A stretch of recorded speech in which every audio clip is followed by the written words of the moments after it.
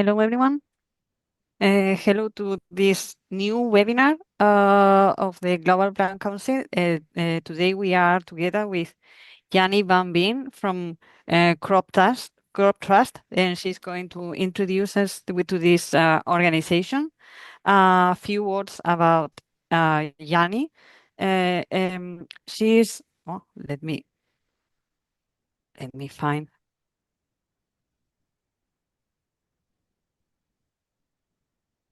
Sorry, this is what happens when you are trying to multitask too much. As I was saying, Janine Van Beem is working with Cloptras. She is the Global Gene Bank Partnership Coordinator at this organization. She holds a doctorate in plant breeding and genetics from Cornell University. Her former expertise includes beam and wheat breeding, gene bank quality management, and liaison with national commissions for the protection and equitable sharing of plant genetic resources and their traditional knowledge. She is currently involved in conservation activities with national gene banks in 30 countries. And the purpose of the activities is to raise gene bank standards in support of the global systems for the conservation of crop diversity. She will be talking today about all these activities that she has been doing, and she with Crop Trust.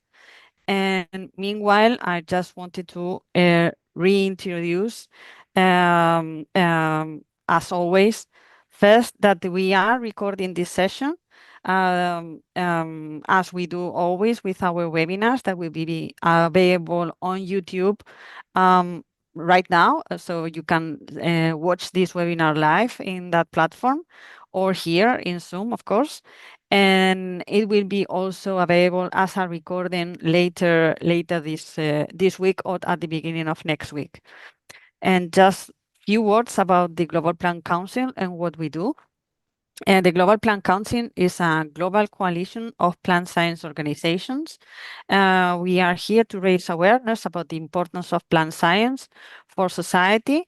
And we are also building a community and a sense of community for the whole global plant scientists around the world. We have 24 members around, as I was saying, around the world in many different countries, and I would say all the continents. And we are building a voice. We are building ourselves as a voice of reference for plant science and plant scientists in order to be able to represent this community in the global arena. And we are available in almost all major social media platforms. We have our website also that is there with full of resources for plant scientists, individual plant scientists, not just plant science organizations. And as always, I'm available one email away in the Isabel at globalplantcouncil.org if you want to reach us in order to share whatever is in your mind.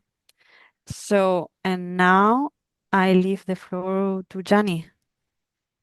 Thank you very much, Isabel, for a very nice introduction, and greetings to everyone. Thank you very much to the Global Plant Council for allowing me to actually talk about the organization I work with, which is the Crop Trust. So I'd like to start my presentation by sharing. And please, Isabel, can you confirm that you see the I'm first seeing, slide? yes, I see your first slide. Safeguarding the Future of Food, an introduction to the Crop Trust.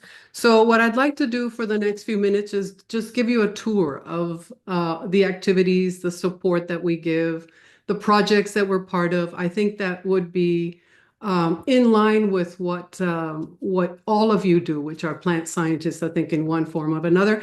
And obviously, there's an opportunity there, perhaps, for collaboration, which is what we all seek, right? Is networking, collaboration in some form or another. So let me just forward this. So securing the food for whatever. Let's see. So our mandate, or let me go back one slide. The Crop Trust at a glance. It was established around 2004 in Rome. It was by international law and with the Food and Agricultural Organization of the United Nations and Bioversity. They came up with the idea that the crop trust or an organization like it should be funded to be able to help gene banks. At that point, our funding for gene banks was up and down, as many of you know, in the 90s. And so this was created to be able to prevent that from happening and really conserving the bioversity that we have in gene banks in a better way. The headquarters right now is in Bonn in Germany, and there are about 35 people working full-time for the organization. Our mandate is to dedicate it to conserving and making crop diversity available for use globally forever and for the benefit of everyone. So we have 3 words or a number of words there in orange, and those I think are the key things that we do is we work with crop diversity. That is our #1 mandate.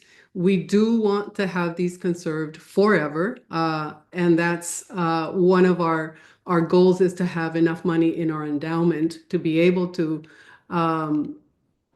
fund the gene banks in a way that they can forever preserve this global diversity.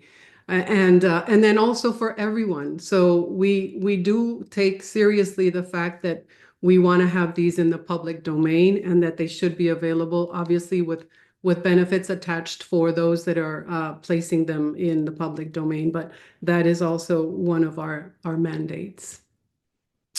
We partner with about 150 organizations in 48 countries. Many of them are spread in Africa and Asia and some in Latin America. We're looking forward to tying things a little bit more with Latin America. The countries they're, sometimes they're not prioritized or whatever, but I think that there's room there for growth in Latin America. Our major contributors are governments. We have funding coming from many, many different governments and foundations, obviously. And we're in line with many international agreements, the International Treaty for Plant Genetic Resources for Food and Agriculture. We have a lot of other treaties, Nagoya, protocols that we align with. And obviously, there's many signatories to those treaties, 150 countries plus the EU. So we're also in that political arena, and we do align with those treaties that control the movement of genetic resources. How we work, we have donors, which can actually place funds in an endowment, which we're trying to grow as time passes, so that those funds can be used for particular gene banks and their operations. And we also have the modality where donors can provide funds through projects. For example, we have a very close tie with Norway, and they fund one of our projects called BOLD, which I'll talk about a little bit later. So those two actually feed our 2 big goals that we have in the crop trust. The first is to strengthen gene banks through long-term support. This means the essential operations of gene banks. In other words, conserve the diversity and conserve it at a level that is either at international standards or above. So the endowment fund is used primarily for that. Any project funds that come in from countries who wish to promote, for example, the conservation of diversity, but through gene banks that perhaps have not reached that level of standards, can go through project funds. And this is, diversify, conserve crops and agronomical practices through these particular projects. As the gene banks in Goal 2 diversify, collect, and they improve, they are actually able to then apply for endowment funds in Goal 1 for support in perpetuity. So it is kind of an intermediate step where gene banks are receiving support to be able to get to those key performance indicators, which then would allow them to apply for Goal 1. We also have the goal of expanding political profile and the knowledge that's associated with crop diversity. We find it's really hard to convince people that food is important for some reason. It is a hard thing to sell. It's not an easy thing to sell. There are things that, perhaps are more easily fundable, but food being as important as it is, I think we need to stress that it is important, that there is climate change, that there are political changes, and we need to raise the profile of that crop diversity. So one of our goals, and I'll show you examples of how we do that, is to expand that political profile and raise the knowledge on crop diversity and the need to protect it. So we have a financial model that is designed to safeguard the collections in the long term. And we were hovering around 300 million for this endowment that I spoke of for goal 1. So our endowment model allows us to more or less withdraw about 4% annually to cover the cost of those gene banks which have surpassed international standards. So that is where we are at the moment, and we're hoping that can go up so that more gene banks can be supported. So we've been around 20 years, and we do have a 20-year track record connecting farmers and researchers to valuable genetic diverse germplasm. For example, in 2006, we had the first long-term grant given to IRRI, the International Rice Research Institute, for supporting their gene bank operations. In 2010, the diversity endowment reached 100 million. That was a big mark that we were able then to start taking money out to be able to support more gene banks, not just the one. In 2018, about 4,500 plus seed samples collected with money from projects went into gene banks. All of that diversity from crop wild relatives went into gene banks from the crop wild relative project. That was also a huge step. We needed to do that because of climate change, because it was needed for the breeding to be able to extract new gene combinations. In 2020, there was a 50 million extraction from the endowment, again, to support the gene bank platform, another big milestone. And in 2024, Genesis, which is a global platform for plant genetic resources. If you haven't heard about it, it is the place to go and see who is conserving what. So it is a platform that brings all gene banks together and actually demonstrates or shows what kind of germplasm you can order, what type of diversity they have. So Genesis currently provides data for 4.3 million gene bank samples, which is obviously the highest number that we've had so far. So our major concern is obviously loss of biodiversity. This diagram that I have here shows the number of varieties. The thickness of each one of these shows the number of varieties that were available about 100 years ago. So if you see lettuce, there's almost 500 varieties that were available of lettuce, and cabbage, 554. So 100 years, we had a huge diversity that was available to people for nutrition and for breeders and for everybody else that was involved with plant scientists.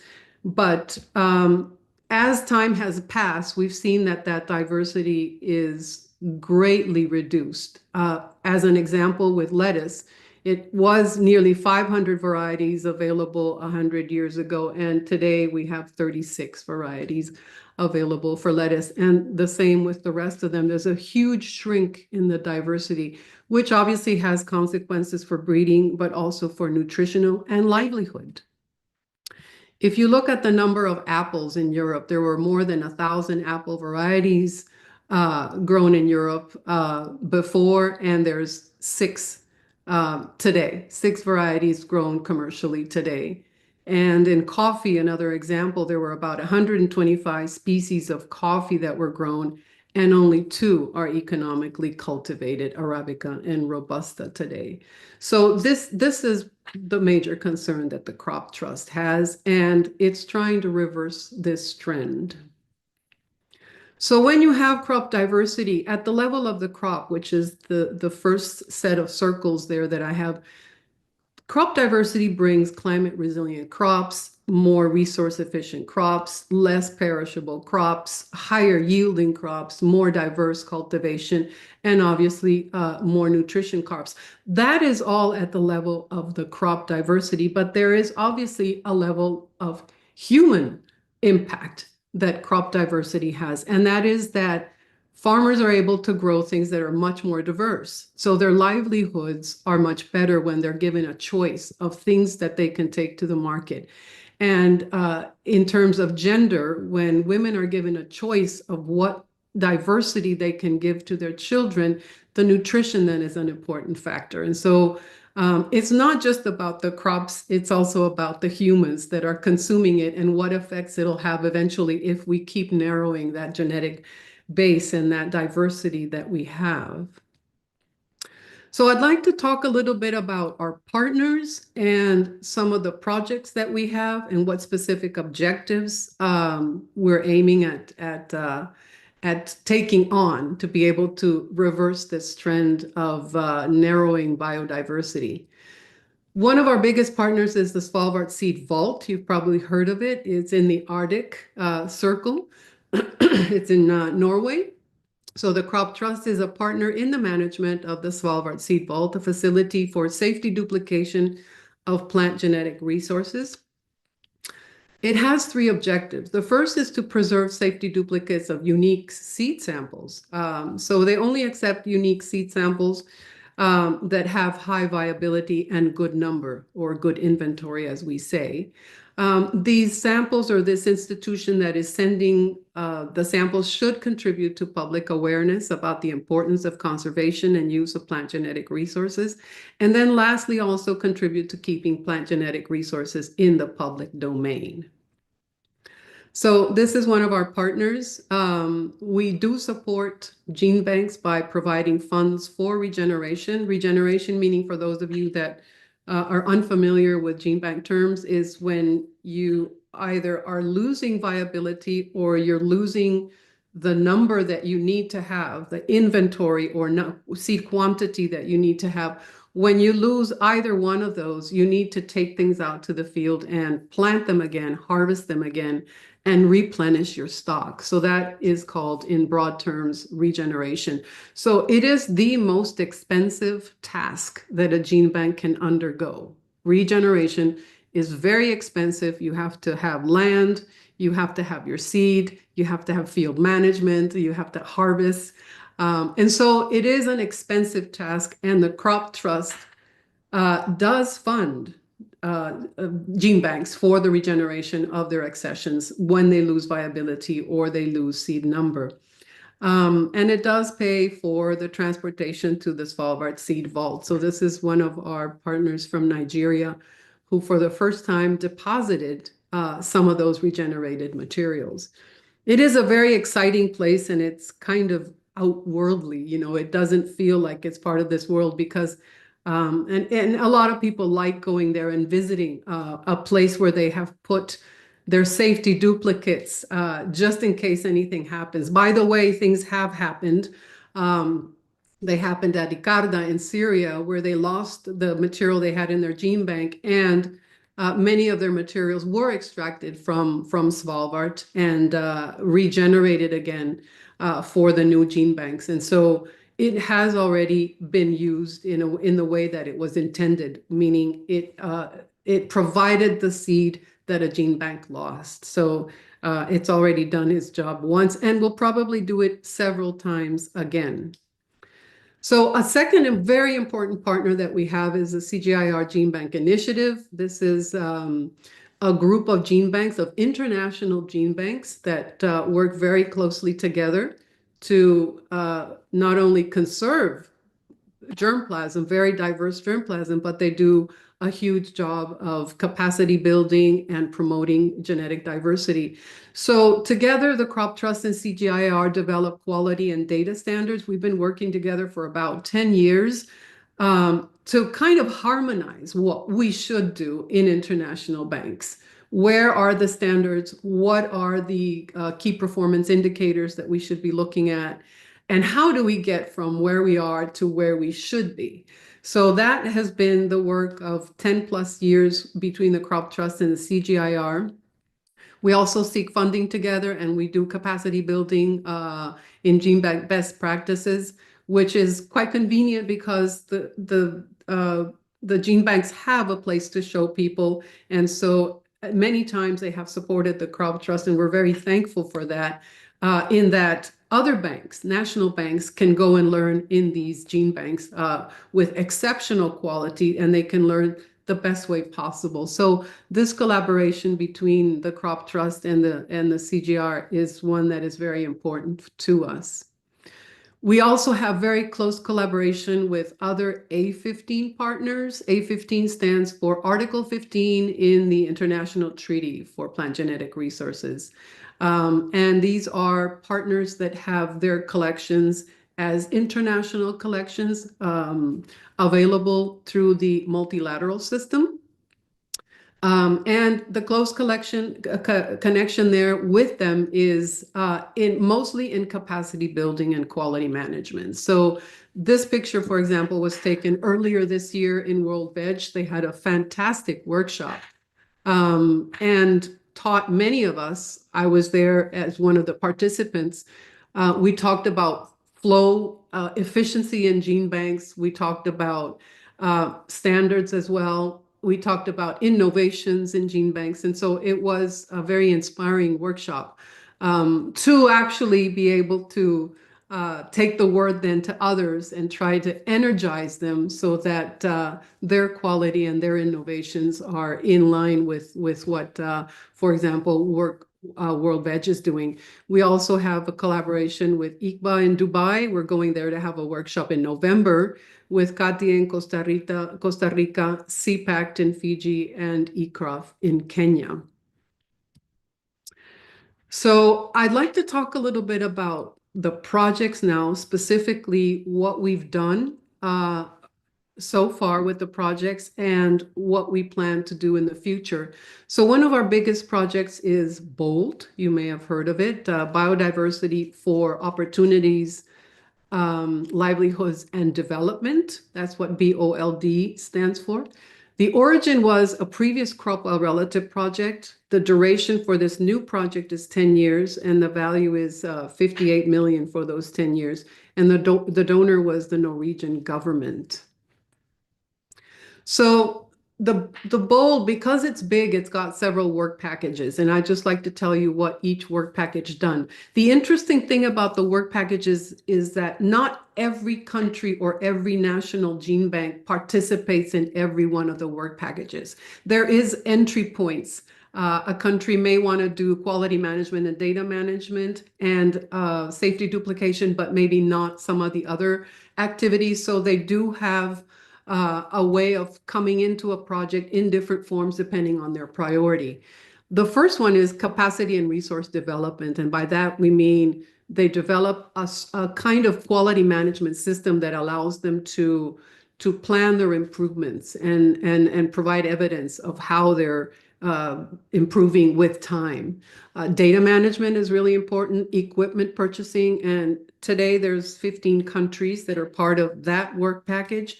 The second one is making new diversity available, and this is through pre-breeding in finger millet, rice, barley, grass pea, alfalfa, and potato. And there are 20 countries participating in work package 2. We also have a work package that is specialized in seed systems, looking at approaches to introducing gene bank material directly into farmers' seed systems. And we have a pilot going on which may be scalable to a larger community or larger number of countries. Currently, there are 4 countries participating in this pilot. We also have work package 4, which is the safety duplication of the seed vault. 30 countries have submitted with several institutions within each country. So it's a much larger number than that of institutions that have actually regenerated their seed and are sending them to Svalbard. And we thought that this was important given the current situation, political situation in the world. There are many gene banks under threat namely the Lebanese gene bank, Yemen, Sudan, and Ukraine gene banks have been under threat because of civil unrest and even war. So we thought that this was one of the options that gene banks could have, is to very quickly regenerate their seed and send it to Svalbard.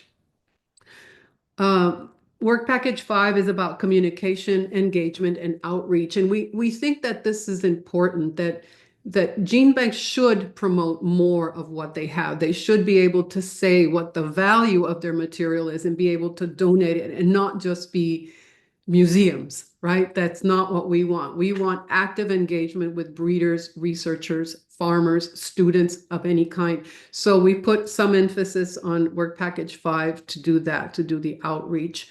6 is how to manage a project properly, and 7 is a new one.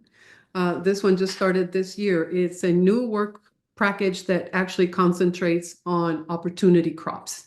And this is what we've commonly come to know as neglected and underutilized species, NUS. So there are 4 countries that are involved, plus 6 institutions that are supporting, for a total of 10 countries that are involved in this new work package.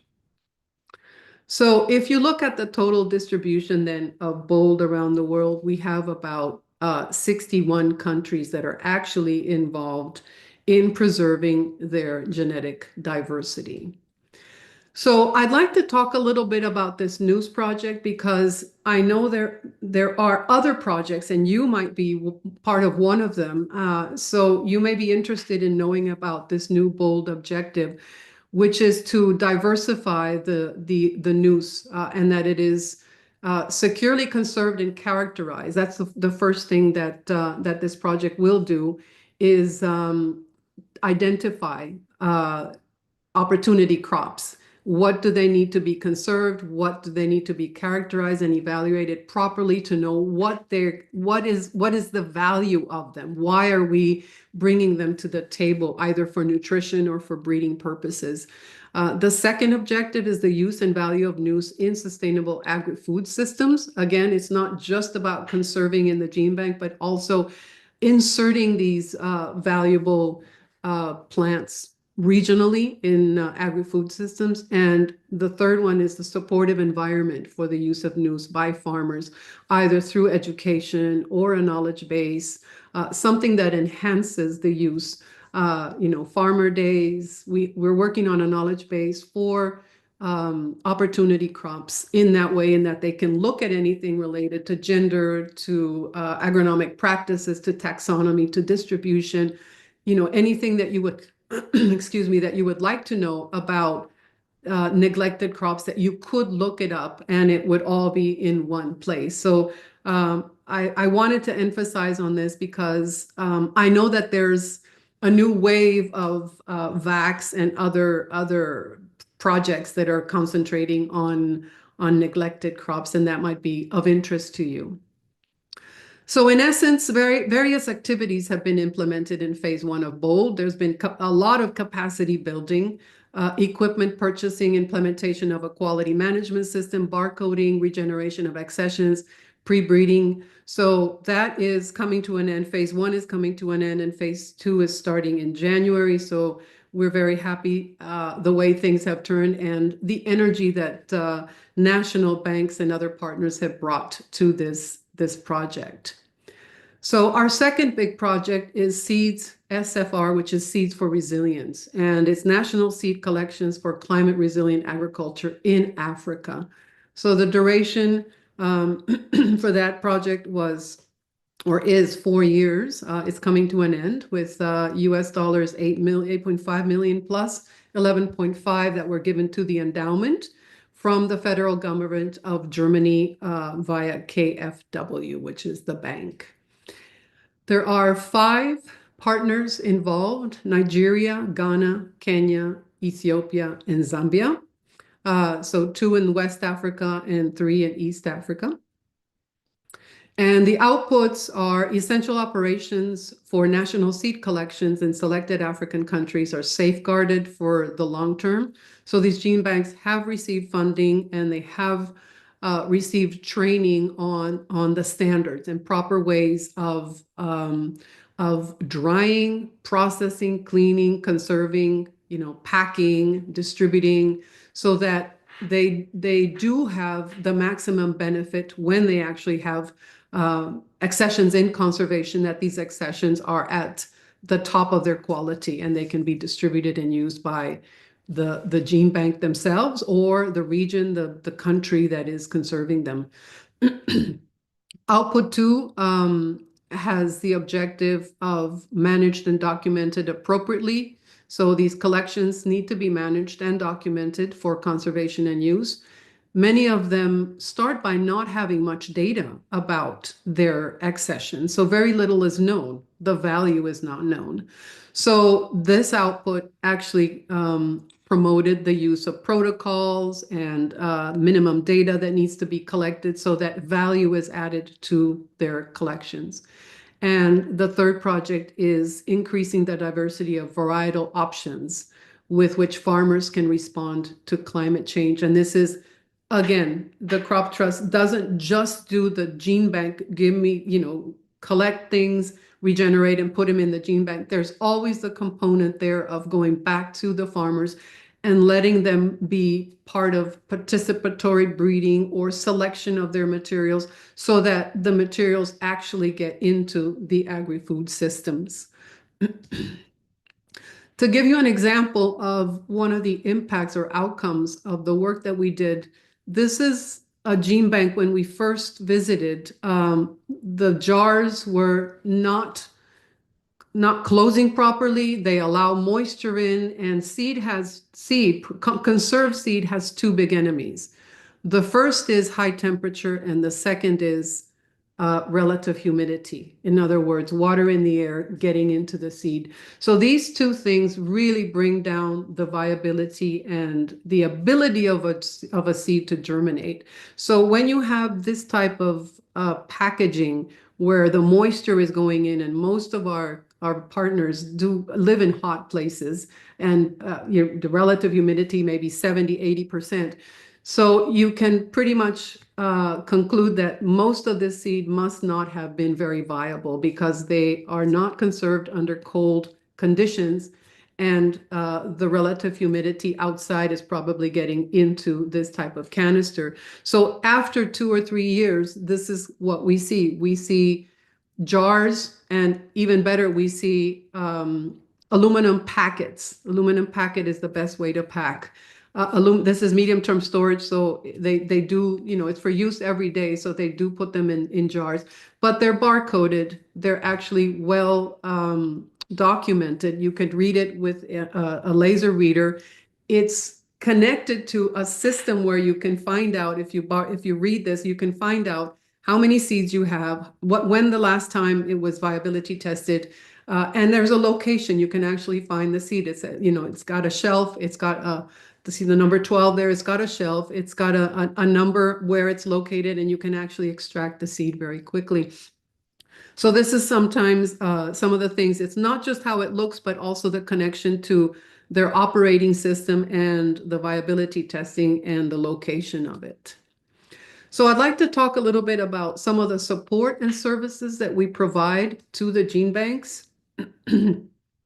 We have, for the first time, or the world has for the first time, an emergency reserve for gene banks. And this provides financial support to gene banks under imminent threat. So we have gotten calls from several national banks saying, we lost power. We have no way of cooling our chillers. We're under threat. There was a flood, there was an earthquake, and there's never been money set aside for something like this. So for the first time, we have an emergency reserve that provides urgent funding for gene banks to ensure that they can respond swiftly to emergency situations. The generator for this gene bank to the right was broken, and through the emergency fund, we were able to get this generator, which keeps the chambers cold, which in turn keeps the accessions alive. How to apply? We have a link there in case you know of anybody that would like to apply for these. We are open. Let me tell you how much money we have because I think that that's of interest. So $1 million was provided by Norway, 150,000 was provided by the United States, and another 70,000 euros was provided by Italy. So it is a good amount of money to be able to solve these kinds of problems. It does provide qualified gene banks with emergency relief and upgrades to ensure that their collections are safe and that they can continue standard operation. This is in collaboration with the international treaty. So the Crop Trust does work very closely with the international treaty to assess the need that the applying gene bank might have. Some beneficiary countries thus far are Yemen, Laos, Sudan, Philippines, Guatemala, and possibly Cuba. So we do have a steady stream of requests and hope to get some more. So a second service that we provide is we provide gene bank assessments. And the purpose of this assessment is to establish a baseline of where the gene bank is and what the priorities should be should they wish to improve and meet international standards. So the Crop Trust has established this assessment system, which includes first, the gene bank does a self-assessment that is done by the gene bank itself. Where are you? How are you doing things? What documentation do you have? What operating system, etc.? So there is a self-assessment. Then there is a documentation submissions. For example, if they do have standard operating procedures, policies, manuals, and that is followed by an on-site visit.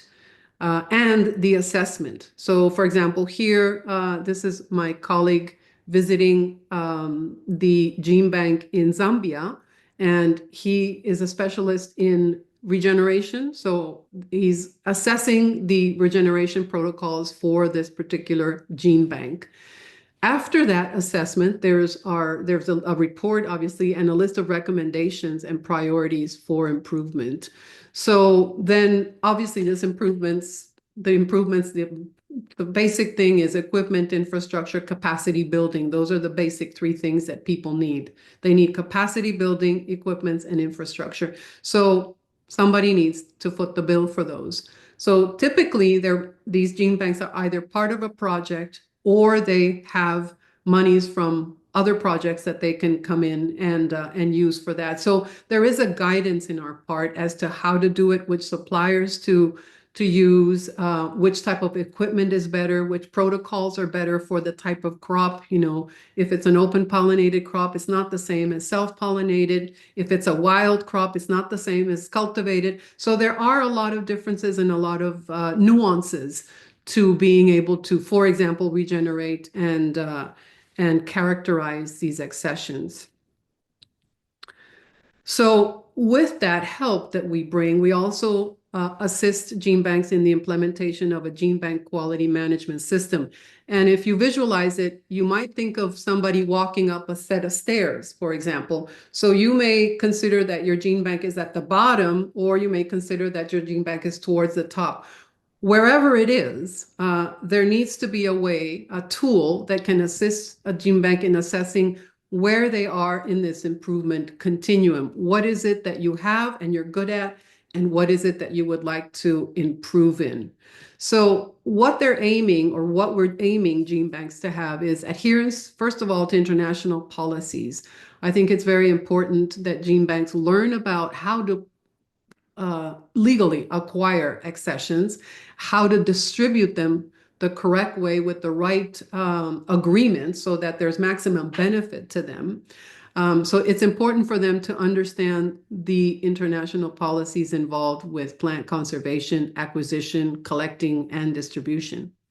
So there's also alignment with international standards. We follow the FAO Gene Bank standards. Those are our primary standards. They have a new set now published in late 2022 of guides, which we found very, very useful when we try and explain what needs to be done. I think that set of 4 books, the FAO Gene Bank standards, plus the 3 practical guides, have provided us with a very good foundation to be able to teach that. And then last of all, higher efficiency and effectiveness in gene bank operation. How many people per number of accessions is a good ratio? to have? If you have 20,000 accessions or 200,000, what would be a good ratio of people, and how do you go about managing the size of the collection that you have? So QMS emphasizes 8 essential areas that allow gene banks to plan improvements and monitor progress. These are the 8 areas that we work in, and we think that if there is good management of these 8 areas, there is good management of the collections.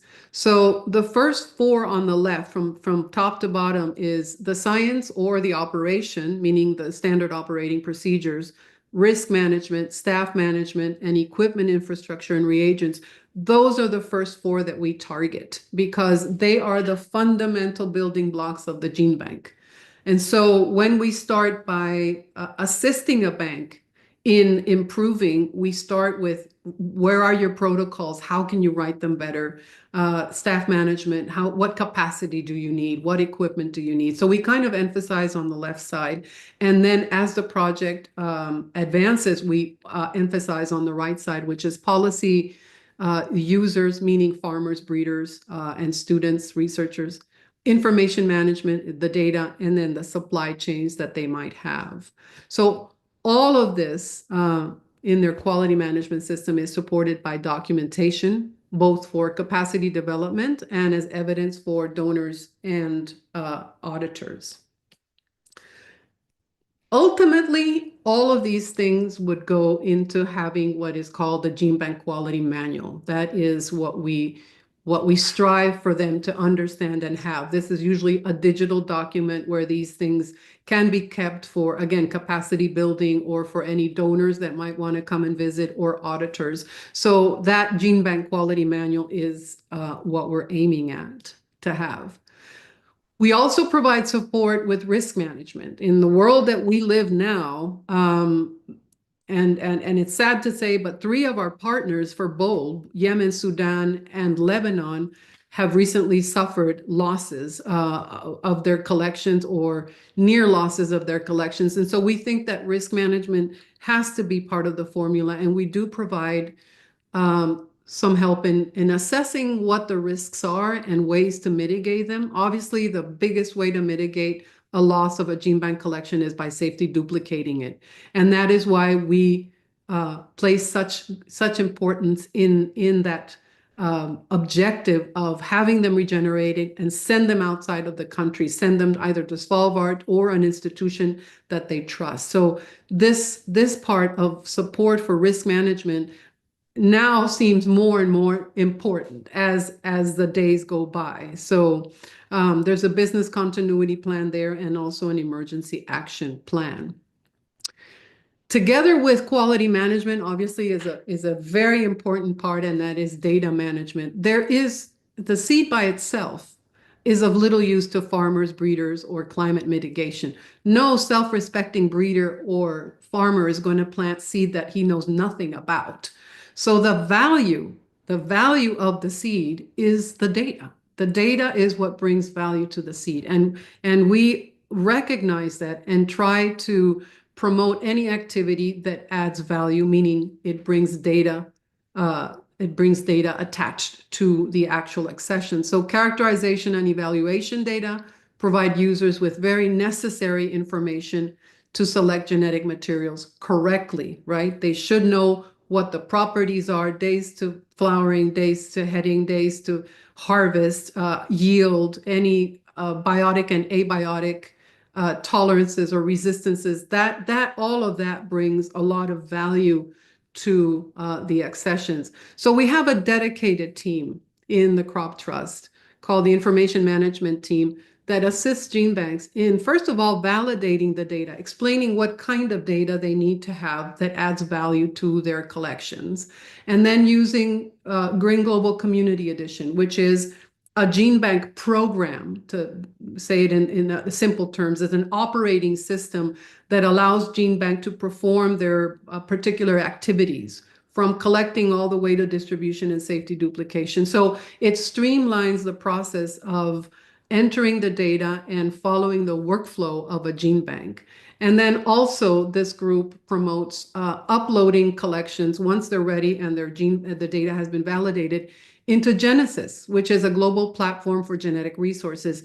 And there they can promote their genetic resources. They can distribute, people can order, there's an ordering system through Genesis. So we work very close together in trying to instill the proper protocols, but also collect the right data to be able to give it value. So it's an articulated system within the crop trust.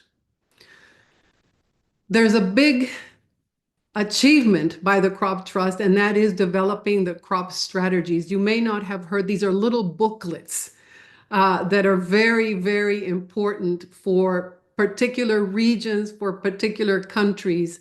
And the aim of these crop strategies is to identify priority collections and actions to strengthen the conservation of plant genetic resources. And it also ensures, it tells people, it tells the story of a crop, it tells what the condition of it is, what the biodiversity is, who conserves it in gene banks, and then, what to do in the future. How can we promote these different crops? The funding for the crop strategies has come from the German government, and it's 1.4 million. And there have been many crop strategies written. I think it's over 50 now. In 2021, there was 4, 2022, there were some more written. So if you have a particular interest in a crop, I would suggest that you look at these particular booklets. They have been very well written by a number of experts that have traveled to the different places and noted what the status is of where they're conserved and how they're conserved, sometimes in situ, sometimes ex situ. So this is a huge undertaking by Peter Giovannini at Crop Trust that really brings forth the diversity that we have and the urge that we also the need to take further steps to be able to maintain what we currently have. So in terms of, I told you at the beginning that we have a third goal, which is to promote public awareness of crop diversity. And we, together with other partners, we created the Global Crop Diversity Summit, which was in November of 2023. And the objective was to raise political awareness of the important role of crop diversity plays in securing nutrition agri-food system. We had over 300 guests show in Berlin, 33 posters from different gene banks around the world, and 5 satellite events. We hope to have this type of summit happen every so often, perhaps every other year, because it does bring a lot of people together. It brings scientists, it brings technicians together, the gene banks, it brings administrators, upper management, diplomats, politicians. And I think in this way, the Crop Trust can promote a little bit more of the importance of conserving the diversity that we currently have. So in summary, although we cannot bring back the genetic diversity that we have already lost, the one I spoke about at the beginning, we can do a lot to protect diversity that is still in the gene banks. So through better assistance, funding, and conservation standards, we can make diversity available for the benefit of breeding and farming communities, and of course, for people in the future. We should always think of those that will come after us and will use these genetic resources. And with that, thank you very much.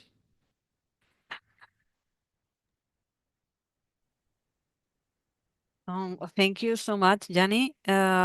This was a very informative presentation. Thank you so much. The chat has been very active, and we have already a number of questions in the Q&A tool. Just as a reminder for the attendees, please send your questions only through the Q&A tool because the chat is too long to manage. There are lots of people writing their comments and their greetings, so we cannot go there and jump and try to fish the questions. So please put them in the Q&A tool. So we will start with the first question that came in from Professor Rubel from Bangladesh. That is quite practical one. How can he get some germplasm for research purposes? What is the proper way to go? So most of the germplasm that you can obtain from gene banks, you can do it two ways. You can either contact the gene bank that you know conserves this crop. That would be the first way to do it, is you can contact the gene bank directly, or you can go through the platform called Genesis PGR. So Genesis PGR has all the gene banks there, and it has all their accessions. And there is a way that you can actually order things through them. And you will get it. Genesis puts you in touch with the gene bank, and then there's a conversation that you will have with them. You will sign a material transfer agreement, obviously, because there is that policy there, and then you will receive it. Okay. And it also depends. I mean, not international banks, it's much easier, I think, right now to order. National banks may take a little bit longer because they do have to check viability and inventory. But nonetheless, that would be the way that I would do it, either directly or through Genesis PGR. Hmm. I've posted the link to Genesis in the chat box Wonderful. Thank you. for anyone who wants to go there and see Thank what we you. are talking about. Yes. So we have another question that has been repeated itself Okay. from several attendees, referring different countries. How is it possible, or is it possible to get crop trust to fund research? Is it possible for crop trusts to fund research? We don't fund research directly. No, we fund research through well-established projects that have been funded by somebody else.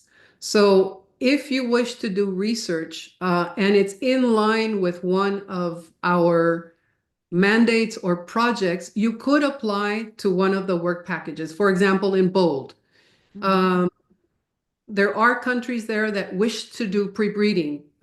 They wanted to do that, so they applied to the pre-breeding work package. So I think that that would be the way to go. We don't fund, you don't send a proposition and we fund a proposition. Rather, you become part of a project that way if it's in line with our mandate and with the objectives of that project. Mhm. Okay.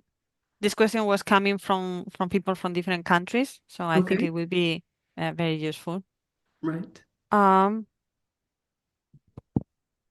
Then there is a question by Kien Yung Van, sorry for butchering your name, from Vietnam. I don't know if it's more like a comment than a question, but anyway, it's the question is about BOLD, the BOLD project, Mhm. if whether it is if the project considers providing funds to heal and restore agroecologies and local food system in damaged community after disasters. Yes, so I think the emergency reserve fund would probably be a fund that a country could apply for, and I think they would be well in their right to be able to be considered for that if it's after a flood or whatever. So typically the funds go towards gene banks, but if it has to do something with an area that is highly biodiverse that needs to be, I mean, it would be a conversation, right, with this person to see what there was. I think there are criteria, and I'm not sure how strict the criteria are, but I think it's worth the conversation. Why not? Mhm. You know, it would have, we would, I think the crop trust would have to consider the situation and know what a little bit more about it before, you know, that emergency reserve fund would be used. Okay, I hope this answers the question. Yes. Then we have a question by Carlos Iglesias. Does Crop Trust support in situ conservation projects? Yes, part of what we do also involves in situ. So in other words, the arm of the projects that works with farmers and seed systems also works with some in situ. For example, community seed banks or farmers fields. So it does work, for example, in that sense. It does have a component that does do in situ. Our previous project, crop wild relative project, actually were collecting from in situ, right? Collecting crop wild relatives. So that was related. The BOLD project is a step after that. So again, what do we do with the crop wild relatives, the 4,500 crop wild relatives? How do we incorporate them in? So there are elements of in situ conservation that are brought into the project, yes. Thank you.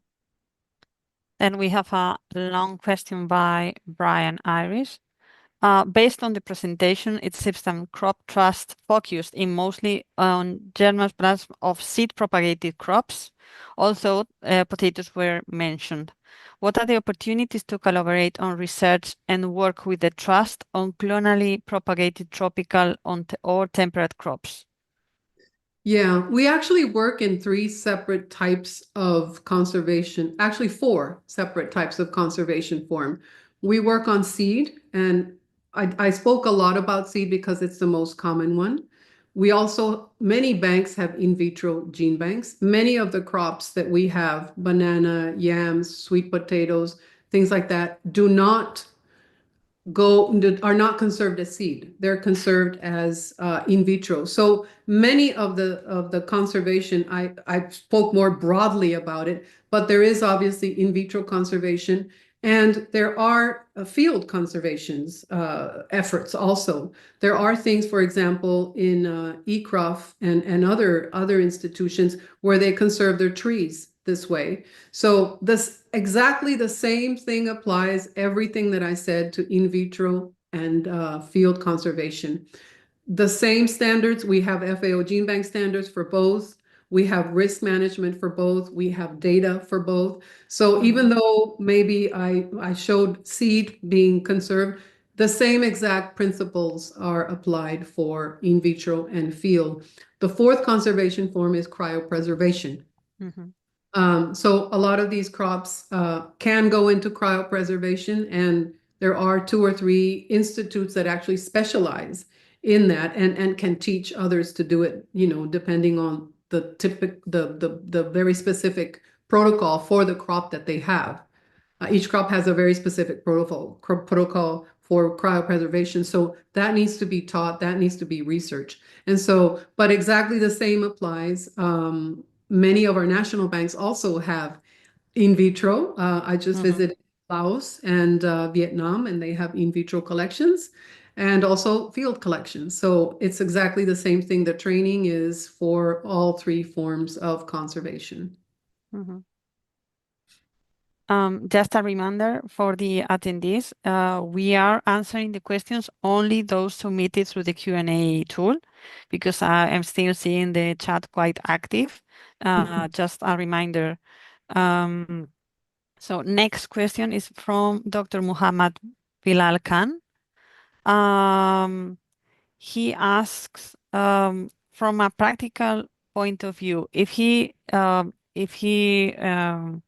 notices some plant species that are in danger in his country. He's writing from Pakistan. How can he preserve these species? Which would be the steps to go? Yeah. So Pakistan has a very active gene bank and very, very, very good people in conservation are there, both in seed and in vitro and field. They have a very big collection and have done a very good job of conserving it so far. So my first advice is please contact the gene bank, the National Pakistan Gene Bank. They will probably help you, and they have protocols. They have collecting protocols, they have conservation protocols. They would be able to guide you in how to collect different types of crops, whether they're open pollinated or self-pollinated. If they're wild, if they're underutilized crops, they might require a little bit of expertise, and they would be the ones that would possibly be able to guide you in that way. And if you write to me, I can give you the contact person for the Pakistan Gene Bank. That is great. great advice and great Yeah, I know the offering. director.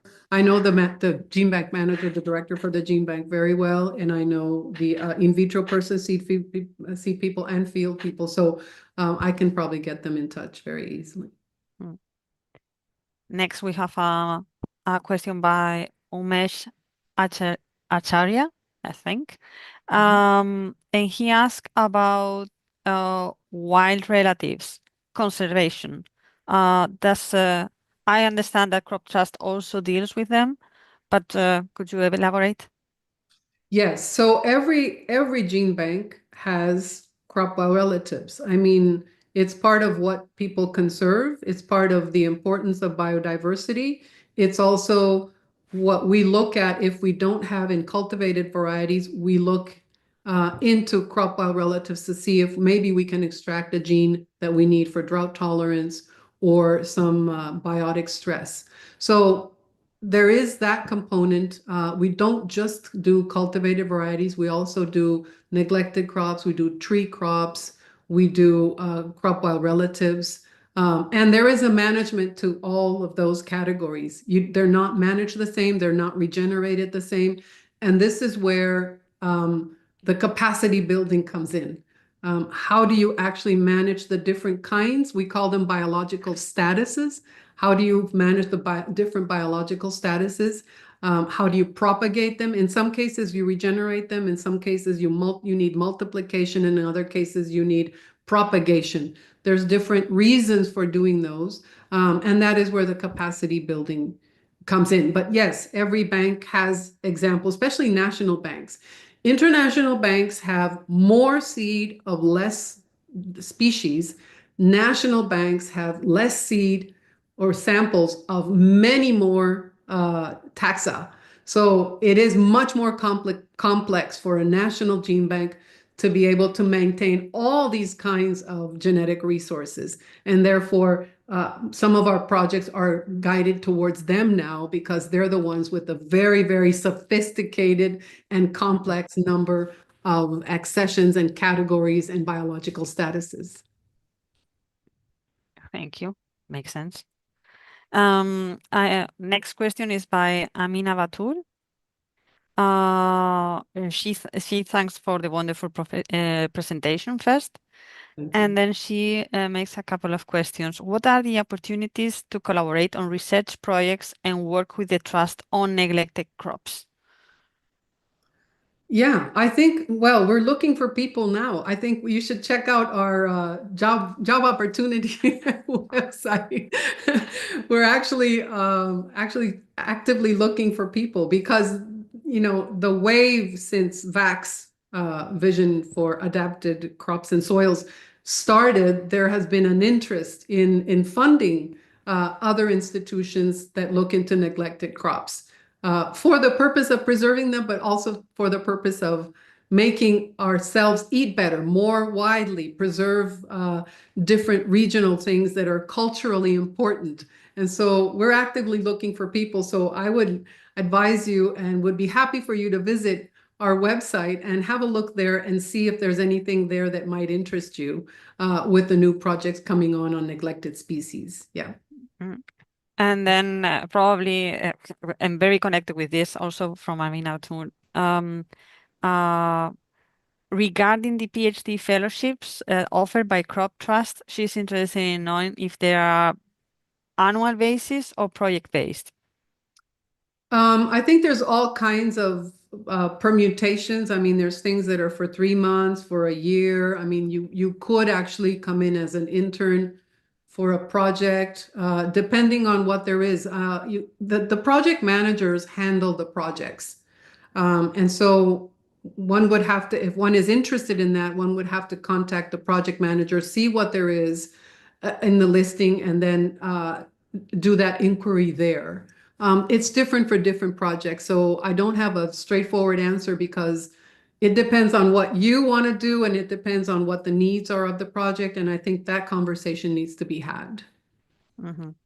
So the answer, the whole answer, or the wide answer for Amina is to check in the Crop Yes, Trust Amina, I job would board. say correct. So for bold and it's seven work packages. I think the best thing is to see if there's one that interests you, contact the person that is managing that project and seeing what opportunities there might be. So yeah, I think that that would be the way to go. Mhm. I hope we have helped Amina with this. If not, just send me an email and then I'll kind of point you in the right direction. If you tell me what your interests are, I might be able to point you in the right direction that way. That's why I left my email up there this long. If anybody wants to write a question and maybe it's not too clear, it's because there's different situations and different projects and maybe there's not a straightforward answer. It just depends on what your interests are and what the project has to offer. Obviously. So next question by Samar Sheet or Sheat. So sorry for butchering your name again, multiple times. And he asked about, he works on cassava and cassava germplasm in Braunschweig in Germany. And he's he explains that they were able to find resistance against cassava brown streak viruses by screening South American germplasms. Yeah. Um, and the question is, how much crop trusts consider the importance of germplasm in trait discovery regarding other crops? I assume he means other crops other than cassava. Yeah, well, it's one of the top priorities that we have. As I mentioned, we do need data for these crops, and I think it's wonderful that you've found resistance, for your streak virus in South American germplasm. Had you not known about the germplasm, first of all, or had it not been conserved, you would have, had trouble there. But we do emphasize the need for people or for gene banks to provide as much data as possible and evaluate together with breeders as much as possible, do characterization in the field themselves, but also evaluation together with breeders to be able to provide more information. And that's what would be of value to you, Samar, I think, in that it would cut the time that you would need. So if somebody comes and says, we've actually evaluated with breeders, these 10 lines, and we know that they're very resistant to this particular disease, I think it would save you a lot of time in finding and then in breeding and introgressing the genes that you want in the background that you want, right? So that is one of the top priorities that we have, is trying to get gene banks to evaluate and characterize their materials as much as possible to be able to cut down the time that it would take to use the genes that are of interest. Obviously. So we have another question from Bartholomew Adeleke, and he asks about if there is an existing collaboration between Crop Trust and any Nigerian institute in capacity building, or is the Crop Trust partnering with universities in Nigeria for funding research in crop production? So we are currently, our partner in Nigeria is the Nigerian Gene Bank, which is called NACRAB. And they themselves have many connections to universities and other things. So my advice there would be to connect with Dr. Sunday Alele. He is the gene bank manager of or maybe even now director, might have gone up one level. He is the person there that would be able to put you in context. So we do not provide funding to universities other than what is in the project. And the project for Seeds for Resilience was for NACRAB, which is the Nigerian National Gene Bank. Okay, that was very useful. Yeah. And we have a question by Jeremy Street. Um, I don't know if I know this word. Maybe you know. Land races. Some land races Yeah. have poor uniformity and stability phenotypes. How are these characterized and perceived by gene banks? Yeah, Jeremy, thanks. It's a very sweet question. My little joke. Actually, these are for me, they're the most interesting things to preserve, accessions to preserve. We do try to preserve the accessions as we collect them. So some accessions are very uniform, and that is very easy to preserve. Some accessions, like land races, have a lot of variability in them, and we need to preserve whatever it was that we collected the way that it is. And so there is a technique that we called kind of debulking. So you have a land race and you can actually separate it into morph types and see the proportion of those types that make the whole land race. And we can actually regenerate them separately and reconstitute the land race in the same way that it was done when it was collected. If you try and plant a land race in a different place, most of the predominant or dominant genes will eventually take over, and you will lose the proportion of genes that you had to begin with. So in regenerating land races and conserving land races, you do have to take that extra step of seeing what the genetic makeup is of the land race and preserving it that way. In other words, preserving the ratio of genes that were there when it was collected.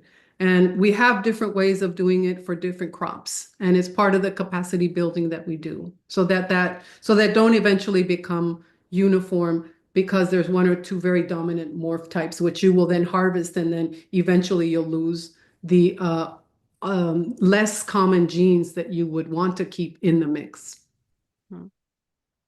Okay, perfect. That's another word I've learned today. Yeah. We have a next question by Axel Dedrichsen. Have the quality management standard documents for gene banks been published anywhere? They might provide useful guidance for many gene banks. That's Yeah. true. And Yeah, well, hello, Axel. Your number one guidance is the FAO GeneBank standard that published in 2014, and then the three 2022 practical guides that were published by FAO on seed, in vitro, and field collections. I think that an intimate knowledge of those four books, I think, would be very good. But then if you want to see the SOPs of particular banks, they are very happy to share. So, if you're willing, if you have rice, beans, cassava, whatever, they all international banks have SOPs written. They're not made publicly as yet because they're part of a quality management system.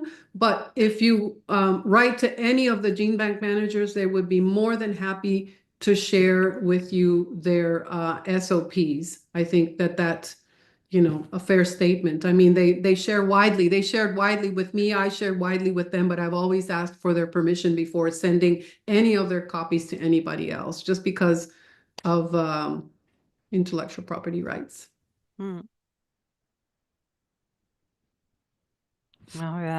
Many questions keep coming.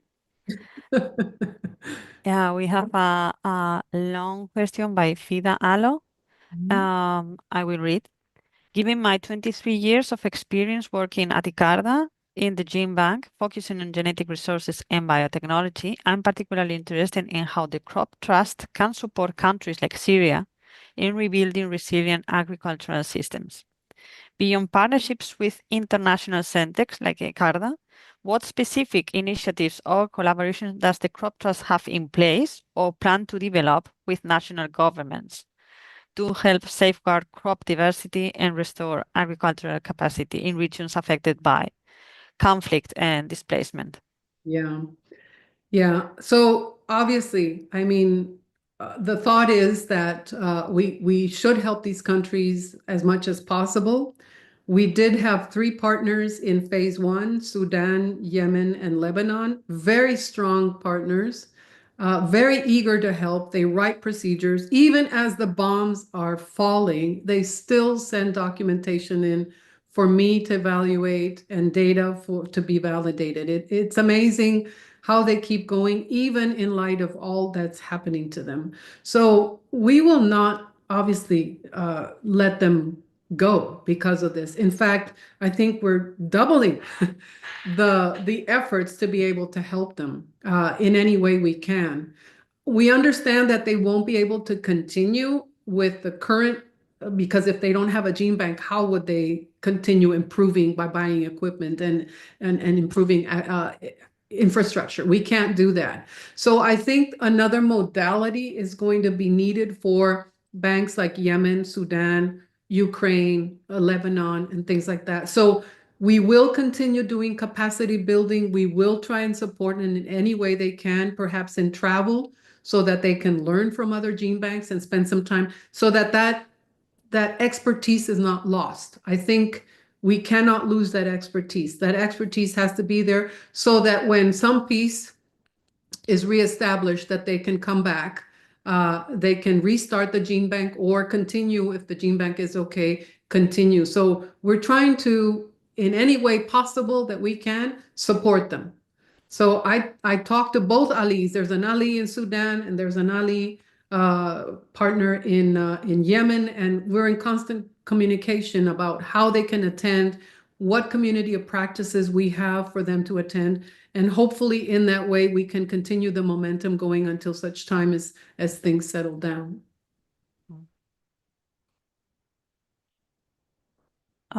Next question by Tumisani Nelengewa. Is there any gene banks in South Africa that Crop Trust is working with? And if not, is there any technical guidance and assistance that Crop Trust provides in setting up gene banks? There are a number of neglected and underutilized crops in South Africa that deserve to be conserved, improved for future generations' interests. Yeah, we would love to work with South Africa. It's a very interesting country with a lot of diversity. Currently, they're not part of one of the work packages, but could be. So what we do is we place an open call on our website for any countries that are interested in participating. And so countries apply, and if they fit the criteria that we need, they're very welcome to join. So my answer for this would be perhaps if there's a call in the future and if you visit our website, that South Africa could be taken into consideration for any future work packages, for sure. Yeah. Next is a very, I would say, practical question by Bruce Osborne. I am unclear about how do you decide to save the seeds. Presumably, you can't save all, and saving some seed may not even be worthwhile. So, collect in their country, they've gone northwest, they've maybe it's a gene bank analysis, meaning what do we need to save that we don't have already, are important for food security in your country. So if there's a little plant there that nobody eats and nobody knows anything about it, that's not the kind of seed you would go about collecting. You would probably collect something that is unique to your area and that is very important for food security. Another criteria that would probably fit that would be, for example, if it's located in an area where it's going to be urbanized or there's going to be civil unrest, or it looks, and you might lose those accessions. So any loss, any potential loss in the future, that would be a place or a reason why you would collect some seeds in case anything happens. You still have what the people in that area, those communities used to eat, and you can return that seed to them in future once it's settled or once the situation is over. So there are a few criteria that the gene banks use in order to be able to decide whether to collect and bring in to the gene bank. Obviously, if it's something really complicated to regenerate, if you collect something at 3,000 meters above sea level and your regeneration fields are 100 meters above sea level, you're going to have a problem regenerating that seed. So obviously those are other things, is the economics of gene banking. I mean, how hard is it to be able to regenerate the seed? And is it worth it? Is it really good for food security? Is it unique? So if it's too much, then maybe you don't want to put it on your list, or maybe it's a second priority. So there are criteria that gene bank managers have in trying to find out what would be important for them, for the country they represent, for the communities that they represent, to have in their gene banks. Obviously, managers need to make decisions. Exactly. Exactly. Uh, so next question uh, uh, from Bartolomeo Adeleke again. It's quite detailed. So it's a detail. He is working with sunflower, Uh-huh. and he's asking if Bold and Crop Trust uh, funds any research related with sunflower at the moment. Um, Not to my knowledge. That is not something that I have off the top of my head. But we could ask the expert on the crop strategies. I could put you in communication with him and he could maybe put you in touch with people that are doing research and might be willing to do research on sunflower, depending on where you are. So yeah, it's not one of our priority crops right now. Mhm.